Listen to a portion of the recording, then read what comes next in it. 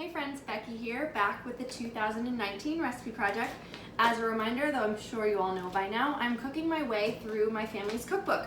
So some of these things come from my father's restaurant and bakery, some of them are recipes that have been passed down from generations on both sides of my family. Some were created by my parents or by their friends right in our kitchen at home growing up in New York. Some are friends' parents' recipes. They kind of come from all over, but they're in the cookbook because they played some impact on our lives and how we, gathered together at a table, how we celebrated a holiday, kind of stuff like that. So I'm bringing two recipes in today because one of them is really just a replacement. We grew up eating a lot of white rice, which I love. It's delicious, but sadly really doesn't offer a ton of health benefits, if any health benefits, to us. So rather than making a video on how I replace white rice in my diet, I'm gonna include what I'm doing for white rice, and then also this chicken marinade that I'm gonna use for chicken that I'm prepping for the week. So keeping things really simple. I don't have a lot to say about white rice other than you can replace it with multiple things. So you can use brown rice, you can use cauliflower rice, which is a veggie, or broccoli rice if you want to have all veggies and no carbs. What I'm going to do today is actually just cook up a batch of quinoa for the week. It's pretty self-explanatory. You cook it just like rice. The directions are on the package. Same thing goes for like farro or something like that. Couscous, something that has a little bit more nutritional bang for your buck than white rice does. I'm gonna make quinoa. There's really nothing to show you in that regard, but I just wanna give you my biggest tip for cooking it. Rather than cooking my quinoa in water, I like to cook it in like a veggie stock, or you can use chicken stock or something like that, or even half water, half veggie stock. But it just adds a little bit more flavor to something that's pretty plain on its own. And then before I eat my quinoa, once it's already cooked, I can keep it in the fridge for the week. But before I actually eat it, I'll toast it in a pan a little bit. So heat up a little pan, throw the serving of quinoa in it, and get a little toast on it. Kind of brings out a nutty flavor in the quinoa. It's just something I like to do. You definitely don't have to, but I don't know, just adds a little bit of flavor. Quinoa is something that you can prep in bulk. A little goes a long way. And then of course it comes down to portion control. So clients of mine are really familiar with these containers. They're just simple portion control containers, so you're not whipping out different measuring cups all the time or wondering how much one serving looks like.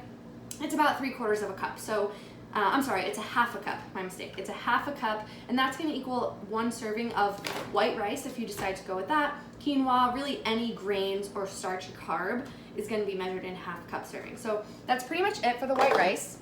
As for the marinade, I actually don't have swaps. This marinade is really healthy and it's so delicious. So I'm going to coat a bunch of chicken with it and then throw them on the grill if it stops raining. It's currently pouring, so if it doesn't stop raining in time to get this on the grill, I'll probably just bake it. But all you need is a 1/4 cup of balsamic vinegar, 2 tablespoons of Dijon mustard, 2 tablespoons of lemon juice, 2 large garlic cloves, 2 tablespoons of olive oil, salt and pepper, and then this is usually used, or at home growing up, it was used on a whole chicken that my mom had cut into pieces and sectioned. I'm gonna be just using it on chicken breasts. It's really good on steak, it's really good on fish, it's really good on everything. So that's what I'm using. You can serve it however you want.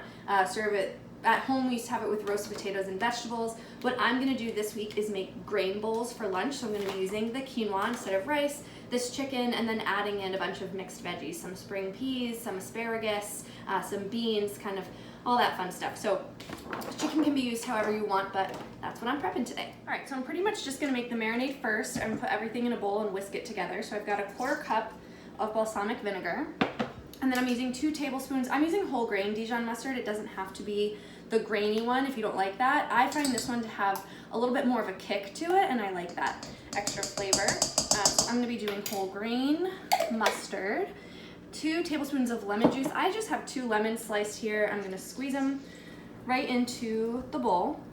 I am very certain that there's a better way to do this, but the way that I do it, anyway, I always have to wash my hands before and after, but I hold the cut side up in my hand and I squeeze this way so that the juice comes out, but I catch the seeds. Like I said, I mean, I know there's kitchen tools that do this too, but whatever, this is what I'm doing. And these lemons are pretty small, so that's why I'm doing 2. One like big normal size lemon would probably be enough. All right, and then we've got 2 garlic cloves chopped. So 1 teaspoon of this minced garlic, I buy it in water, is equal to a clove, and I have half a teaspoon right here, so I'm gonna do 4 spoons of this.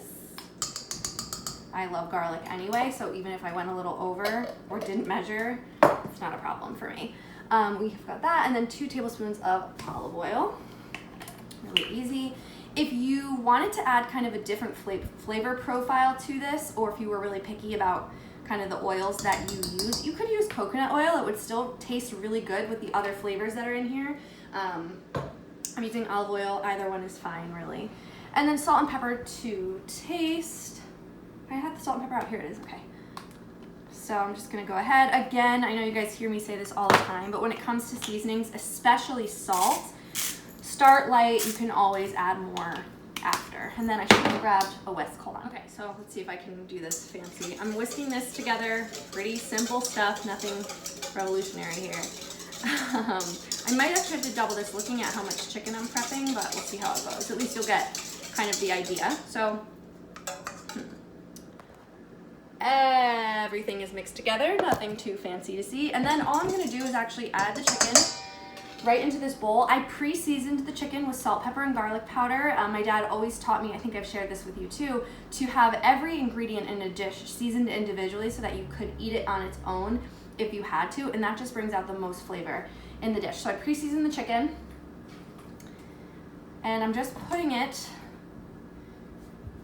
into this bowl, kind of moving it around a little bit. This is plenty for the chicken that I have. I have 3 really large chicken breasts that I'm prepping. This recipe, like I said, was made for a whole chicken, so I should have assumed that it would be plenty, and it is. So I'm just kind of coating everything together. Raw meat is always kind of gross to look at, and then I'm gonna let it sit. Let's see, it's supposed to sit for 2 hours to a full day. So you don't want to let it sit for more than a day, but you want to let it sit for a couple hours so that those flavors really kind of seep in. So hopefully the rain will stop by then, but if it doesn't, this recipe actually calls for roasting it. So you're gonna preheat your oven to 400, and you're gonna roast the chicken in a baking dish. Now, with this recipe, it calls for about an hour. That's assuming you have a whole chicken, that you're cooking together. With chicken breast, it'll likely be less than an hour, but you want your chicken to be fully cooked, obviously, and it should be 165 degrees internally. So you want to grab a meat thermometer and just make sure that you're reaching that internal temp. So I'm gonna let this sit for a while and then show you the finished product. I'm back. I totally forgot to show you the chicken when it came out of the oven. The rain didn't stop, so I went ahead and roasted it. It only took about 35 minutes instead of the hour that's in the recipe, but again, I did chicken breast instead of a full chicken, so it obviously cooks quite a bit differently. So it took about half the time. Roasted it in the oven. I think if I were to do it again, I would maybe lower the heat a little bit since it was just chicken breast, but the chicken came out really moist. It's still nice and bright and tangy from the balsamic vinegar and from the lemon. The mustard, the grainy mustard, adds some nice texture and a little bit of a kick to it. Really tasty. So I've already prepped my lunch for tomorrow, but you can see kind of just how the chicken came out. It's not really much to look at, but it's really good when you pair it with some bright vegetables. I actually marinated some broccoli and asparagus with the same marinade and went ahead and roasted those as well. So I'll have a bowl with spring greens, quinoa, asparagus, broccoli, some snap peas, cherry tomatoes, radishes, really good stuff. So I'm looking forward to it. Simple marinade that you can use on pretty much anything. So just play around with the cook time, especially if you're using it on different meats or anything like that. But overall, I would say it's a win.